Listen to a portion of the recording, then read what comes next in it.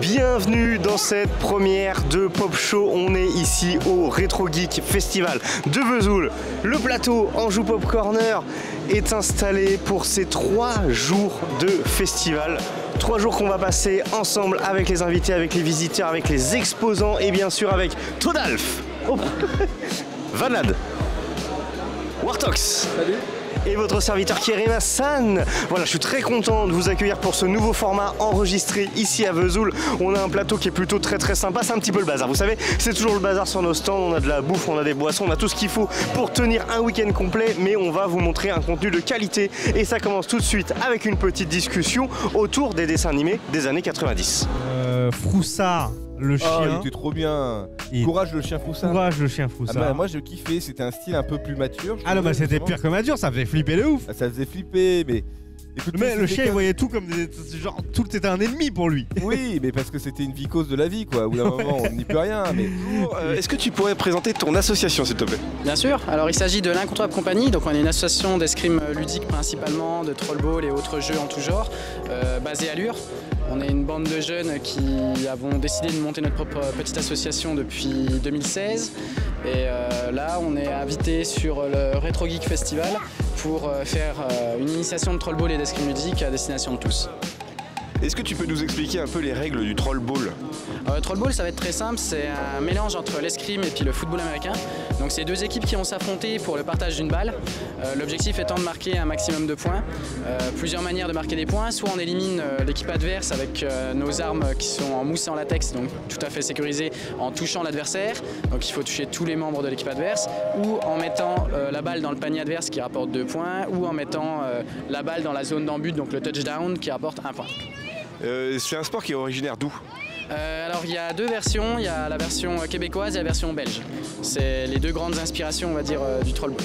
Alors c'est un sport à part, dans certaines écoles au Québec ils l'enseignent, donc c'est une activité qui fait partie des cours d'éducation physique et sportive. C'est une discipline aussi, il existe une fédération de grandeur nature, une FEDGN en France qui est associée avec Jeunesse et Sport, donc il y a le label Jeunesse et Sport. Ils ont une section trollball, enfin il y a tout un engouement autour du trollball en France avec malheureusement énormément de règles en fonction des différents départements, des différentes équipes. Chaque équipe a un petit peu ses propres règles et après il faut réussir à s'adapter quoi.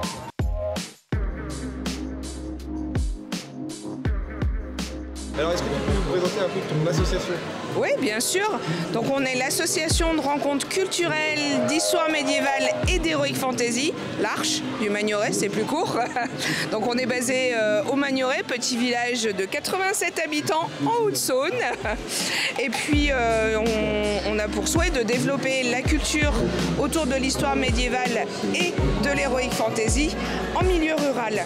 Donc à part ça, on produit des festivals, on organise ça, notamment notre toute première. Donc les Médiévales Fantastiques d'édition du Loup, qui se passera à Echenolsec les 23 et 24 juillet 2022. Et ça n'a jamais été fait en Franche-Comté. C'est le tout premier du genre. Il y en a partout en France et en Europe, mais pas en Franche-Comté, on ne comprenait pas pourquoi. Et on s'est associé avec le Calice Enchanté, donc le bar-boutique restaurant médiéval à Besançon, avec les Jeux de la Comté à Besançon également et le bar Gameplay à Vesoul, pour monter une affaire de dingue. Donc association culturelle à but non lucratif. Du coup, on monte une guilde de 52 exposants, tous franc-comtois, qui n'ont pas le rayonnement parfois qu'ils méritent et ou pas les moyens. Donc on a créé un site internet, donc l'archedumagnoret.com, où vous retrouverez tous les exposants, les artisans d'art et les artistes qui bossent sur le projet. On est 90 à bosser sur le projet, plus 80 bénévoles, en plus sur le site, pendant 2 jours, un terrain de 5 hectares. On attend 6000 personnes vu que nous sommes un événement France Bleu Besançon et un coup de cœur Radio France pour l'été. Donc c'est une première, mais on n'est pas petit. On est déjà bien gros, on est soutenu par la région Bourgogne-Franche-Comté, le département de la Haute-Saône et les communautés de communes, notamment communauté de communes de Montbozon et du Chanois. Et on veut vraiment faire vivre l'heroic fantasy tel qu'on connaît dans l'imaginaire médiéval, donc en milieu rural, parce que les gens ne connaissent pas forcément. On n'a pas envie non plus d'être sur le terrain des grosses villes qui ont l'habitude de produire ce genre ou de conventions ou de salons autour du monde geek.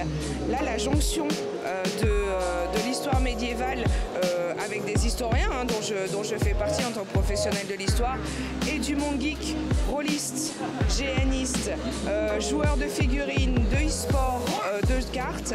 Et donc tout ça vous retrouverez sur la programmation.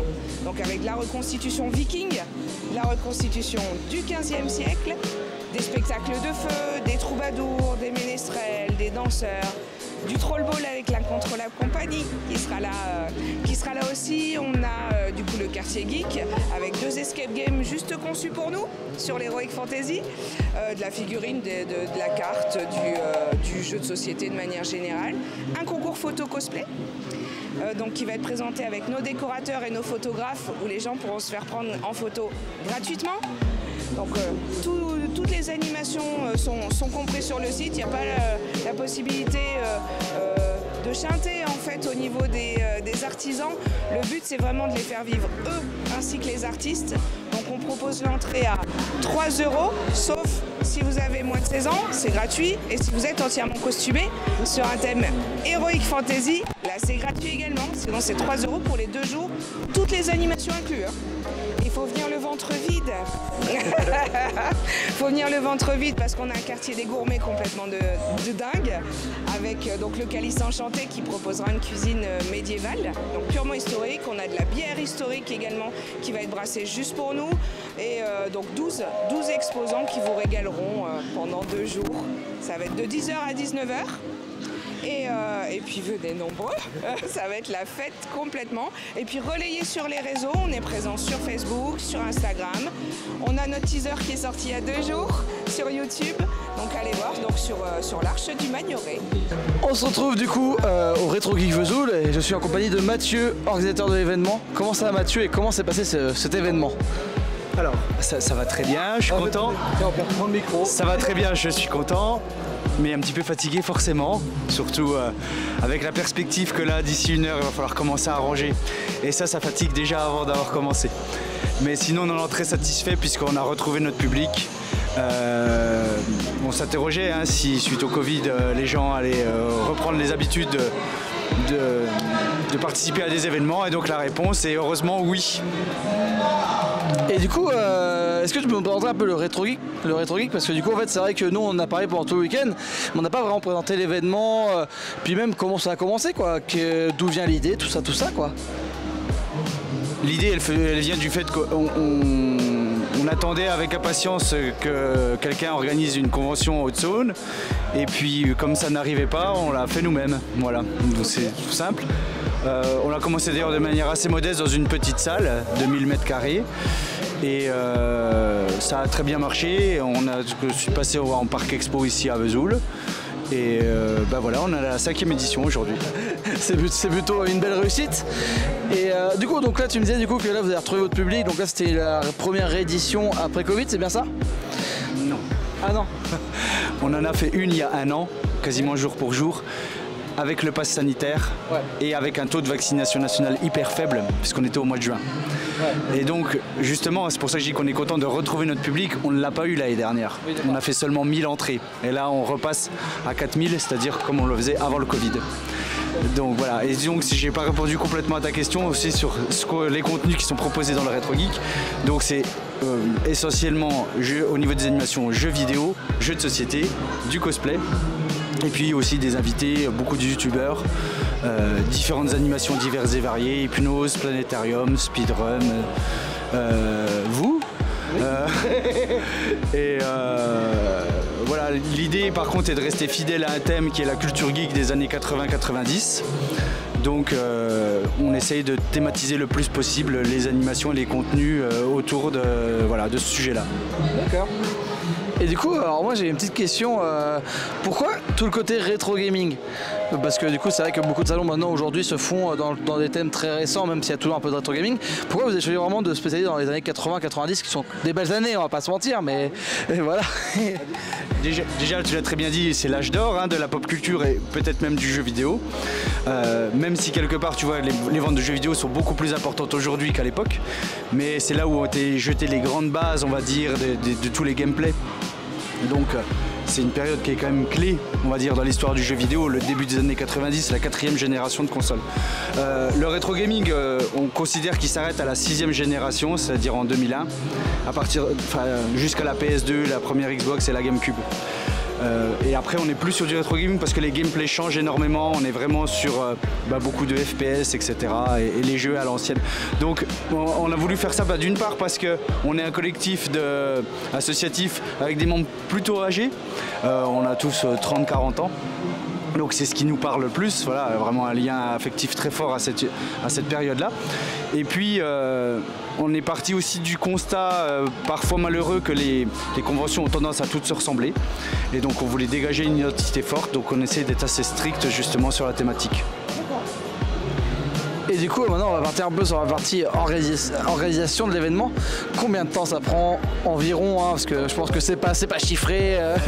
Combien de temps ça prend environ pour organiser un événement? Et surtout, combien de temps avant vous y prenez? Parce que je pense qu'il y a beaucoup un moment de préparation, faire les plans, les invités, puis tout ce qui en suit, quoi.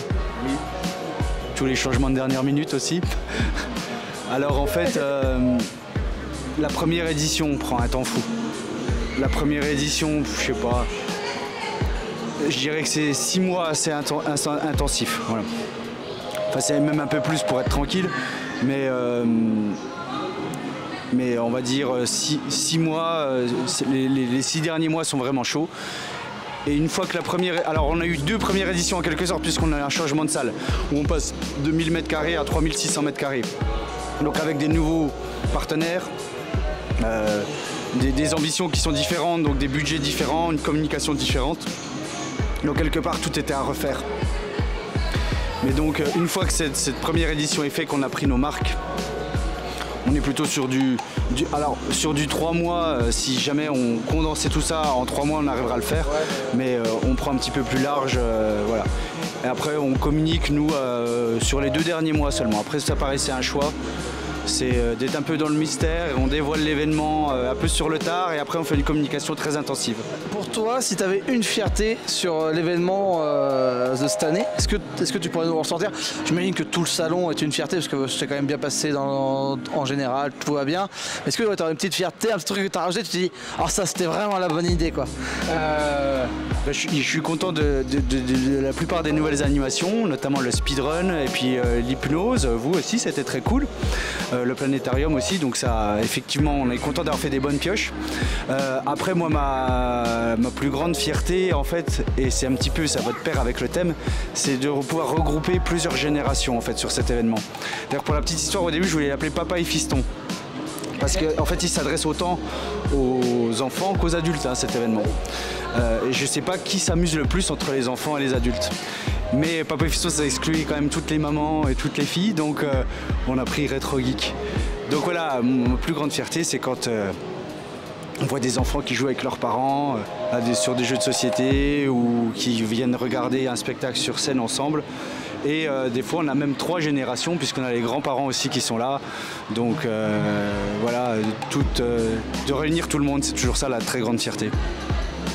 Bon, normalement, si vous gérez bien les 6-5-6 ans, vous aurez même 4 générations. La médecine, c'est ça.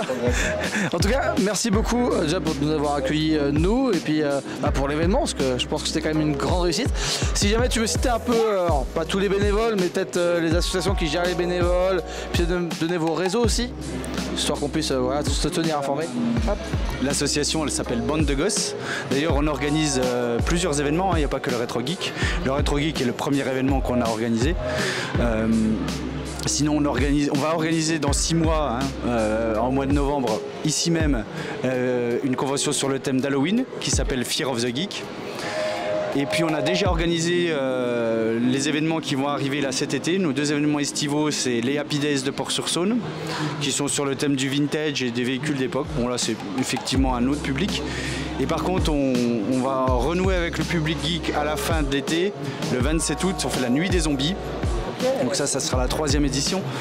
Donc c'est une course d'orientation de nuit dans un bois et il y a une 60aine de figurants qui sont donc des zombies. Donc voilà, c'est un truc bien marrant. C'est vraiment un truc très cool. On finit par un concert métal à la fin. C'est la fin du monde. Voilà, une ambiance bien post-apo. Donc ça c'est très très bonne ambiance. Ouais. Ok. En tout cas, merci encore pour l'accueil encore une fois. Et écoutez, les gens de Anjou-Bois Corner, je pense que c'était la dernière interview pour nous. Voilà, on est un lundi soir, je veux dire dimanche soir l'habitude. On est un lundi soir, il doit être 16h, bientôt 17h je pense. 17h pile, voilà, on est parfait. Dans une heure, le salon ferme ses portes. Nous on vous remercie, on vous fait des bisous, on vous donne, j'espère, rendez-vous l'année prochaine pour le prochain Retro Geek. Salut tout le monde.